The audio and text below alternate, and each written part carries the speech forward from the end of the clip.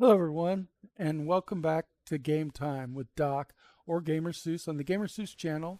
And remember, Gamer Seuss's channel is dedicated to Extra Life. That means part of my proceeds when I do make anything on the channel goes to help Extra Life, which is part of the Children's Miracle Network, helping children with long-term conditions, often hospital bound, unable to go home, or it'll help them if they can facilitate going home.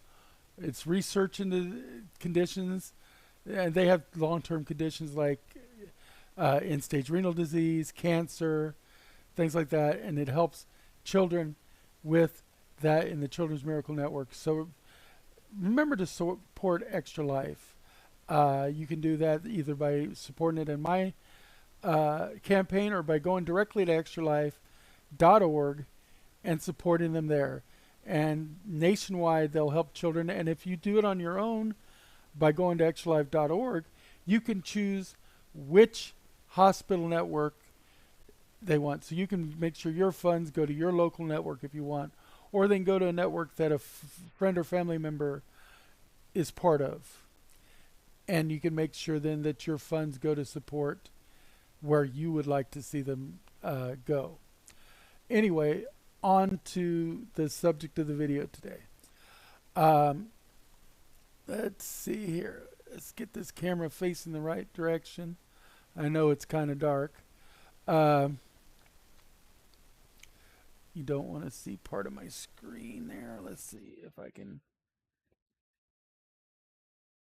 adjust my camera just a little bit here.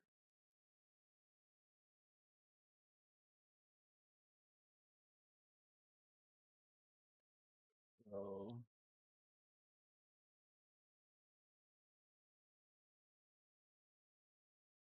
There we go. You can see me a little bit better there. I know it's kind of dark out here. Let me put a little bit of light on the subject.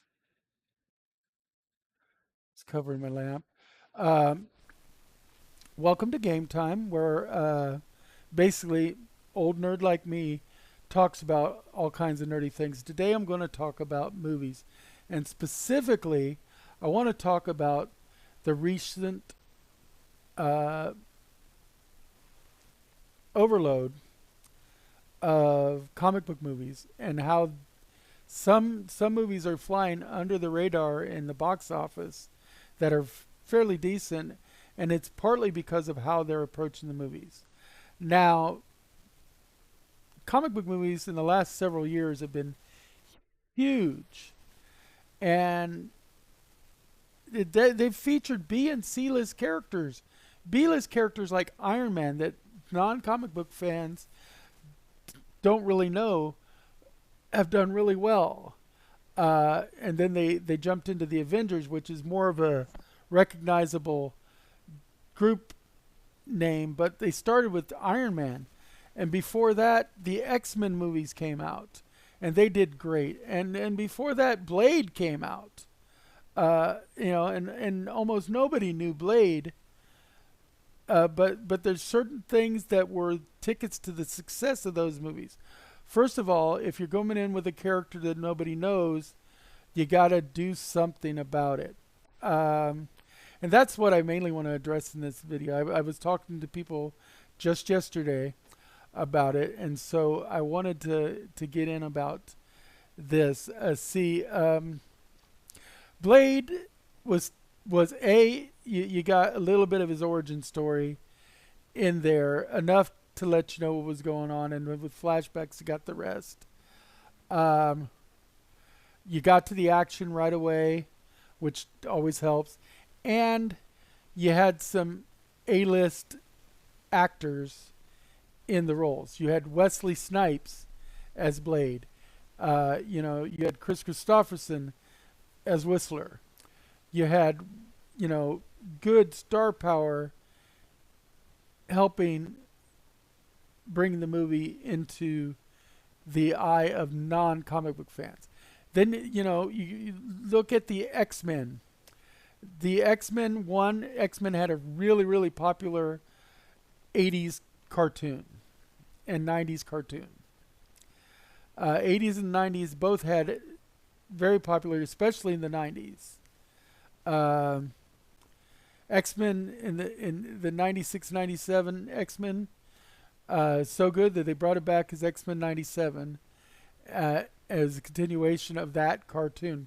Cartoons don't usually get continuations like that. They get reboots and reboots, but it was that good. That helped. Also, what helped with the X-Men is star power, because Magneto and Professor Xavier were played by A-list actors. I mean, you had Patrick Stewart. Who doesn't know Patrick Stewart? He's Jean-Luc Picard. In the nerd community, whether you're a comic book or not, Jean-Luc Picard is huge, but even not in the nerd community, he's a Shakespearean trained actor. He's fantastic, and people know him. And he's been in so many other things. But he was a draw, and that was a big... And then, like I said, the other thing was a big team, and it was kind of an iconic team by then. And that's a big point that I'm going to bring up, is there are characters out there that are icons. And by icons, I mean that non-comic book people recognize at least something about them.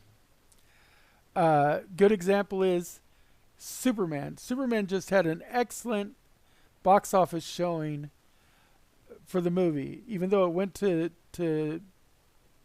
streaming a lot faster than some people expected. But it did have a good box office showing. It had good numbers. But that's because everybody knows Superman. And Superman is not my favorite character. By far, he's not. Because he's too much of a Boy Scout. He's too overpowered. He grew from something not overpowered in his origin, where he was just faster than a speeding bullet, more powerful than a locomotive, and able to leap tall buildings in single bound, reminiscent of the Hulk, leaping, to being able to fly, going fast enough to reverse the spin of the planet, nigh on invulnerable to anything but a made-up metal, kryptonite. They had to make it up for the purpose of Superman because he needed a weakness. And then later on they added magic in as a weakness as well. But before that, Superman had no weaknesses. And a lot of people don't know, but Superman has this power that's in his power set from the Who's Who, that basically says that if he needs another power, he gets it. So his powers are almost like an unstable power set.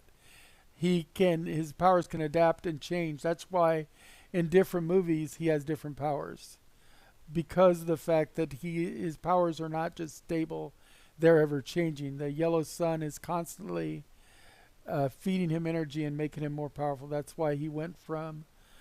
That's the explanation of why he went from the weaker version to the nigh on invulnerable version that he is now.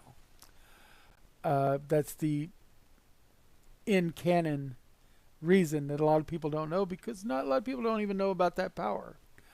But I digress. Superman is an icon. He's not the flagship character for DC by any means, because he's too perfect and stuff. Batman is more of a flagship character for DC because more people know Batman, more people can identify with Batman. He's darker, angstier, more real. And he has no powers. He's got money, he's got tech, and he's got his training and intellect. He's the Tony Stark of DC.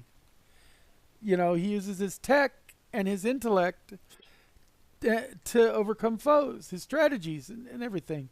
He's prepared for any eventuality. That's Batman. And Batman is an icon.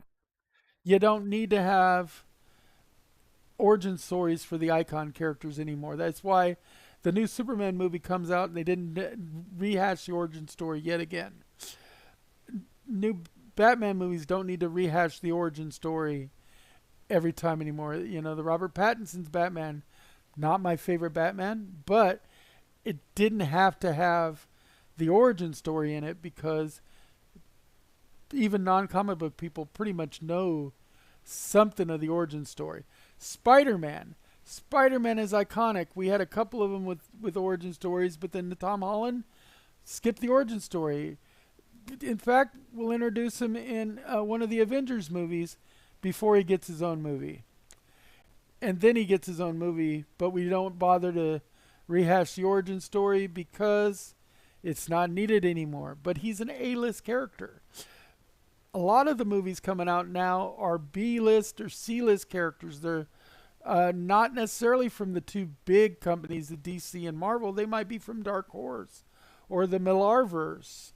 Um, so they have to be approached in a different manner in order to support them. Now, there are some of their supporting characters that are getting movies as well, but in some cases, those supporting characters are themselves well enough known to almost be A-list supporting characters.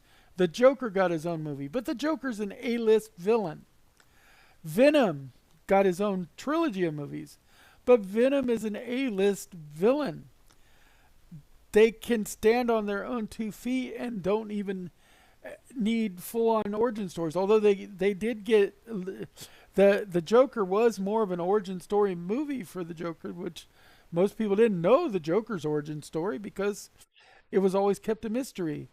And Venom, they did a little bit of origin story with him, but the fact was Venom was a popular enough character to be carried without necessarily rehashing an origin story. But also they could stand on their own. But they've had other movies that have come out in popular culture nowadays, and they've been decent movies, but they were not approached properly to bring them to the attention of the non-comic book viewer. Let me talk about the Thunderbolts. It was a good movie. First off, I'm going to start off by saying the movie was good, better than the box office appeared.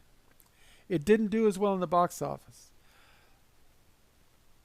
Few reasons why. One, they didn't really do an origin story with it.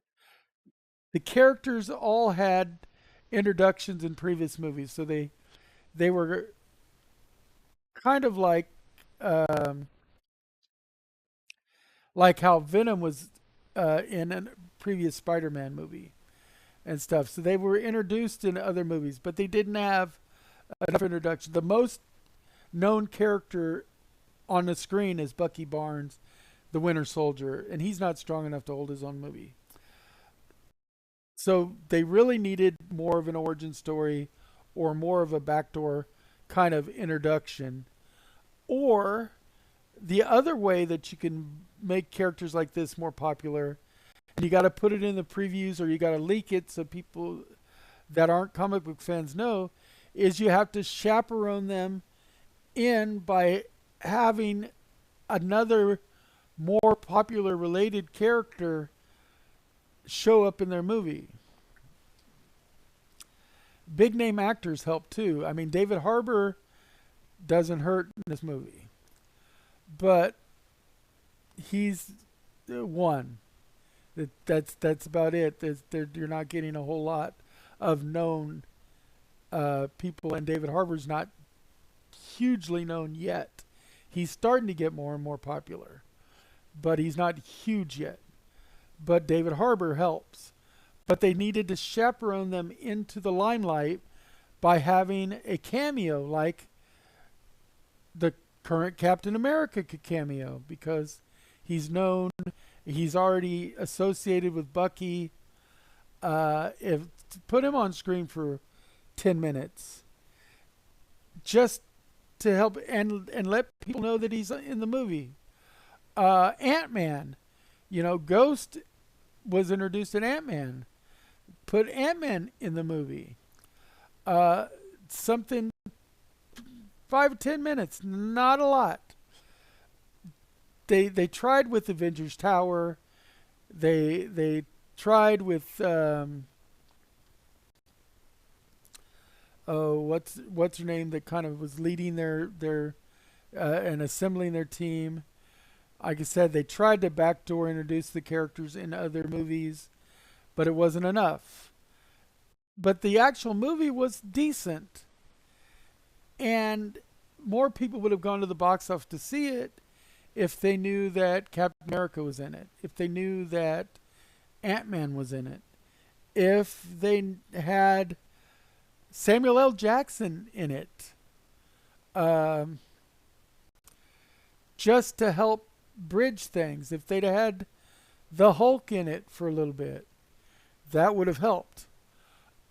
Um, and that's true. There are other movies that have had the same kind of problem in their history. Madam Web is an example. Madam Web is another character that they attempted to do a movie on, and the movie wasn't terrible.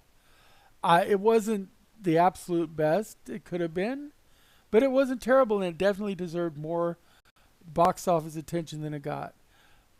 But it was missing a couple of factors.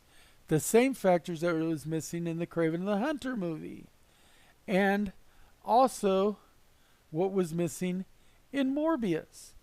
These all have the same character missing that could have brought them into the public eye. That character being the one that brings them into the comic book universe in the first place, Spider-Man. They're Spider-Man villains. You can't do a Spider-Man villain movie unless it's somebody as well known as Venom without including Spider-Man as a cameo. And it doesn't have to be big. It could be a 10-minute broadcast by J. Jonah Jameson about the menace that's Spider-Man, seen in the background, that you just let leak about the movie, so Spider-Man is in the movie. That way, if you can't contractually get Spider-Man to show up in the movie because of the contracts, you can't get him to do it for 10 minutes, then you use old footage from the Spider-Man movie or movies, because you could have used Richard Garfield Spider-Man, you could have used Tobey Maguire Spider-Man, just to link them in. Because as you see in Spider-Man No Way Home, they brought back Richard Garfield and Tobey Maguire and linked them in the movies, which helped.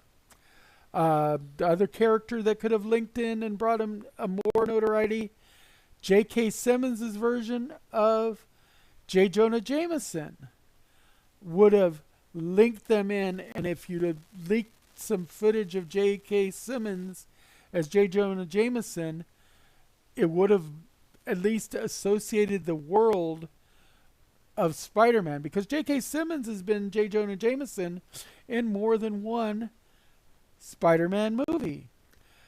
More than one version of Spider-Man, not just Tom Holland. So people see he's the perfect J. Jonah Jameson. He does the job so well. He looks like the character from the comic book. He sounds like the character from the comic book, from the cartoons. So he's a perfect choice. And he could have chaperoned these Spider-Man characters into their own solo movies and made them more appealing at the box office, and more people see them. And as proof that the movies were not as bad as people say, once these movies went to stream, they got more attention. More people watched them on streams. They got new popularity because they weren't bad movies. But nothing had the non-comic book fan invested to go see them in the box office and pay for that. The theater is becoming a thing of the past, unfortunately. Box office sales are down. You need to draw people into the theater, or you need to redirect your audience some other way. Like, for instance, the Superman movie did good in the box office, but it came to stream a lot faster than people expected, so they could cash in on the stream money as well, because more and more people are not going to the box office. They're watching them on streams and digitals. People like me, older, can't necessarily get out to theaters, living on a budget because I'm on disability. I can't afford to go there. I much better watch things on a stream. So You need to have something as a draw to bring people in. Now, that's not saying that you don't need a good script, good production, good direction. You need those things too. I mean, look at Guardians of the Galaxy. You got James Gunn and Peter Safran working on them. And James Gunn is amazing at what he does. And he gives you a little bit of origin story too. He gives you Peter Quill's origin story in the first Guardians of the Galaxy movie. He doesn't bother with Rocket Raccoon or Groot. They just get introduced to Peter Quill and go from there. And you get a little bit more of origin story of, the daughters of Thanos, a little bit. But again, you don't get a whole bunch with, Drax the Destroyer, because you don't need it. Because the Peter Quill origin story brings it all in. And then you've got good A-list, you got good actors coming in to help support the movie as well. Good actors always help. Known actors help really well too. Those are the things you need to do. I mean, and Kevin Feige knows this. I mean, look at Kevin Feige. He got his start as an associate producer on the X-Men. Before he was ever the head of Marvel, he was on the X-Men crew. And he was a comic book virgin at that time. He read the comic books to get to know the characters as he worked on that movie. And he fell in love with the characters. And his love of the characters helps make a better movie. And that's why him taking charge of the Marvel Cinematic Universe makes the universe work better. But not every movie is a hit. And with COVID, people stopped going to theaters as much. And it has not really picked back up a lot. With the way finances are right now. I mean, I don't even get me started on how cost of living never keeps up with the actual cost of living. So, people aren't making a living wage a lot of times. So they've got real trouble getting to things, luxury things like going to the movie theater. So they got to be real picky about what they go to watch. But if you're going to watch a movie that's a comic book adaptation, and people, that's one of the tags that brings people in, is it is a comic book adaptation. To bring those non-comic book readers in, you need something to hook them. You need A-list actors. You need A-list directors or producers. You need a more well-known character to shepherd them in. Or you need a really good, solid origin story, and you need to let people know that origin story is there so they know they're not going to be lost when they go in. I mean, look at movies like Men in Black, based on comic books, but they did an origin story, and they also used people like Will Smith and Tommy Lee Jones, A-list actors, to bring them in. Completely unknown characters like Hancock had Will Smith to bring him in.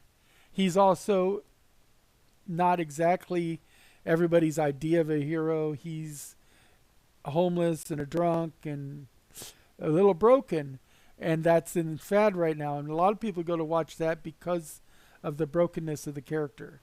Deadpool, the new Deadpool, the Ryan Reynolds driven Deadpool, not Deadpool from X-Men Origin Wolverines, which was also Ryan Reynolds, but wasn't as well done. That movie was not as well done, and that proves that you also have to have a good script, good acting, and good production. And that one fell short. There are movies that fall short, and that's the thing. I mean, and I didn't mind it, but it wasn't great. The Ben Affleck Daredevil movie. It had Ben Affleck in it, It had star power. It had Jennifer Garner in it. The spin-off Elektra also had Jennifer Garner in it, but the spin-off was even worse because it was a terrible script. It wasn't great. You still have to have a good script. That's the thing too, because you got to get people in to those theater seats, but then you got to keep them in the seats, and then you got to get them to come back and watch it on stream, or to buy the DVD, or to buy the digital copy of the movie, because that also helps. You got to get them to buy the associated toy lines and go into the supported tie-in ads. That shows that the movie is doing well. If the movie is, people get into the seat because they expect a good movie and it's not a great movie, they don't do all that other stuff. So you still have to do that. But these are the things that you got to realize when you are watching a comic book adaptation movie. I mean, Hellboy would not have worked as well if it A, didn't have Ron Perlman as Hellboy, B, didn't have the production and direction that it had, and C, didn't do an origin story. The third Hellboy movie with David Harbour didn't do as well. It wasn't as good a script. B, I like David Harbour, but he wasn't as well known actor as Ron Perlman, and it didn't have as good a directing and production value, so it didn't do as well. It was okay, but it didn't do as well. Except talked about Men Back. The Kingsman, based on the Millarverse of comic books, had an origin story for Eggsy, had decent A-list actors in the movie. They brought you in. They're not iconic, so they couldn't just stand on their own. But they introduced them properly. They brought in A-list actors to help. They didn't bring in a A-list character to husband them in, but they used an A-list villain with Samuel L. Jackson in the first movie, So they did what it took to get more people in the seats, and that's why the Kingsman did better. It still could have done better still if they'd have done even more, but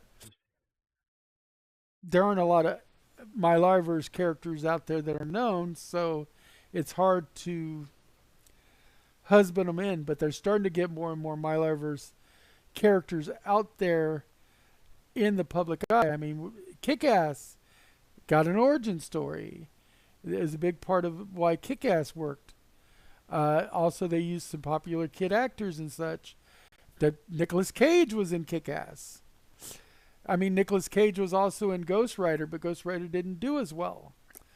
I personally didn't mind Ghost Rider. I thought it was okay, but they may have rushed it a little bit. I think it could have been 50 to 20 minutes longer overall, and they could have built the story a little bit more, I thought.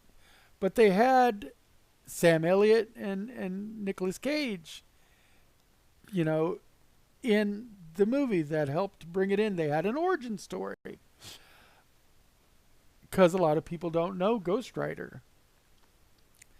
They didn't have another hero bring Ghost Rider in because, among other things, Ghost Rider's not one of those characters that does a lot of interaction with other characters. If you're going to bring him in, you would have brought him in with somebody like Constantine, and that's the wrong universe. In Marvel, you would have actually brought him in with someone like Blade or Doctor Strange, actually. I mean, look at the Blade movies. They had Wesley Snipes, Chris Christopherson. You look at Men in Black, Will Smith, Tommy Lee Jones. You look at how they approach these, and you see that they work so much better because of that. Now, it's not as vital when you do it as a TV series because you have more time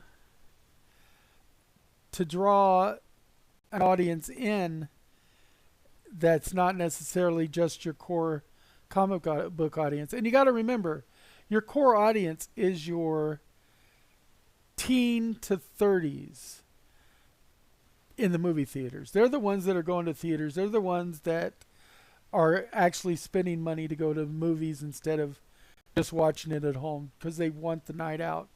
They want to go see it when it first comes out. But you got to draw them in. You got to make them choose your movie over the Super Mario Brothers movie or over the Dungeons and Dragons movie or whatever. You got to get them to pick Fantastic Four over Superman. Fantastic Four, much more iconic, didn't need as much of an origin story, but they did a little bit of origin story in there, a little bit. But it didn't need as much. People know the Fantastic Four. More iconic, one of the most iconic comic book teams ever to come out. The Fantastic Four is doing good in the box office. It just goes to reason. These are the things you need to do in order to do these kind of movies. That's my rant on movies, comic book movies specifically. I hope you liked it. You may agree with me. You may not agree with me. That's okay. We're allowed to have different opinions as long as mine's right. Just kidding. Remember, in the immortal words of Stan Lee, Excelsior, play more games, watch more movies, read more comic books, and let your nerd flag fly. Thank you for watching Game Time. Remember to support Extra Life and have a wonderful day.